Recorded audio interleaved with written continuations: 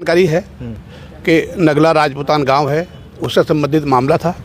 लेकिन अगर मामला कोई भी है, किसान अपनी बात को लेकर के किसी अधिकारी के पास पहुंचते हैं तो अधिकारी को उसकी बात सुननी चाहिए, न कि उनके साथ बदतमीजी करनी चाहिए। जबकि किसी भी किस्म की कोई ऐसी बात नहीं थी, वहाँ पे जाकर बैठ ही रहे थे। जब तक तो कोई बात भी नहीं चली, ना कोई धरना हुआ ना प्रदर्शन हुआ, केवल बैठ ही रहे थे और उन्होंने आके तुरंत उनके साथ बदतमीजी की, जो बिल्कुल भी बर्दाश्त करने लायक नहीं है। और ये सब चीज़ें ये दर्शाती हैं कि उसका दिमागी संतुलन ठीक नहीं है, क्योंकि किसी भी अधिकारी को इतना गुस्सा आज तक हमने कभी नहीं देखा जिस तरह से उन्होंने व्यवहार किया। और हमारी मांग है माननीय मुख्यमंत्री जी से, माननीय प्रधानमंत्री जी से कि सबसे पहले इसका इलाज कराया जाए।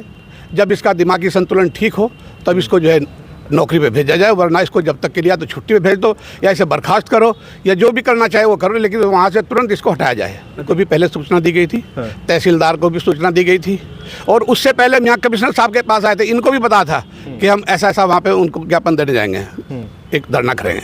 लेकिन जो है सब कुछ होने के बाद भी वो इस तरीके से अनसुना कर रहे हैं कि जैसे उन्हें कोई पता ही ना हो। और वो तो बिल्कुल जो है किसानों को पता नहीं उनमें से क्या बदबू समझ रही है, क्या किस हिसाब से उनसे बात ही करना नहीं चाहती। और इस तरह से जो उनका व्यवहार था वो जिसने भी देखा, कोई भी आदमी ये नहीं कह सकता, उसकी वीडियो भी है, सब कुछ है कि वो सही काम कर रही है। और उसने पहले भी जहाँ पे भी वो रही है उससे पहले भी वहाँ पे भी कुछ इस तरह के सुनने में आया कि वहाँ पे भी लोगों से ऐसे ही व्यवहार किया है। तो हमारी मांग है माननीय मुख्यमंत्री जी से और अपने प्रधानमंत्री जी से कि इसको तुरंत वहाँ से हटाया जाए, इसको बर्खास्त किया जाए। जब तक इसका दिमागी संतुलन ना हो तब तक इसको जो है सम्मान करवाना भी जानते हैं, लेकिन जिस तरह की उसने हरकत की वो एक महिला को शोभा नहीं देती।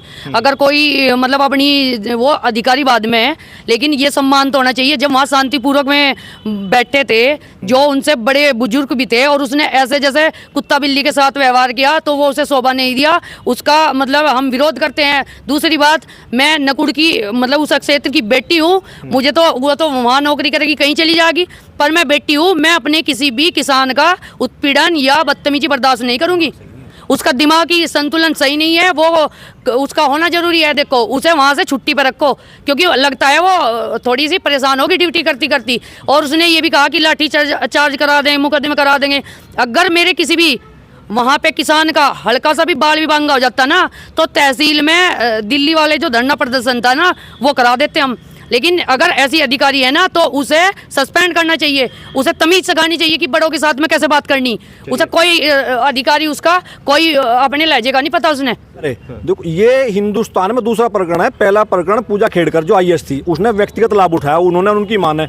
हम ये चाहते हैं इस हमारी जो बहन है वो संगीता राघव जो भी एसडीएम है, वो एसडीएम के पद के अभी योग्य नहीं है। दिमाग सही हो जाएगा, उसका इलाज करवाने के लिए हम प्रधानमंत्री से गुहार कर रहे हैं, अच्छे डॉक्टर से उसका इलाज कराएं। वो इतने आक्रोश में आ गई, इतना आक्रोश तो कभी देखा ही नहीं। वो घमंडी सी भी है, ईर्ष्यालु भी है, तो हम उसका दिमागी इलाज चाहते हैं बेचारी का।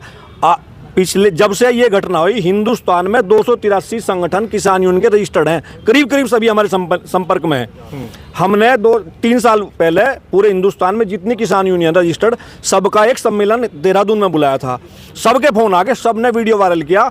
तो हम ये चाहते, हम सरकार से मिलकर चलने वाला संगठन है, हम धरना प्रदर्शन नहीं चाह रहे, हम तो उसका एक सूक्ष्म रूप से प्रधानमंत्री को ज्ञापन दे दिया, आज मुख्यमंत्री को दे दिया, उस बेचारी का इलाज करवा दें। और जब तक जो है उसे कहीं अटैच कर दें, जो भी करें वो सरकार का मैटर है।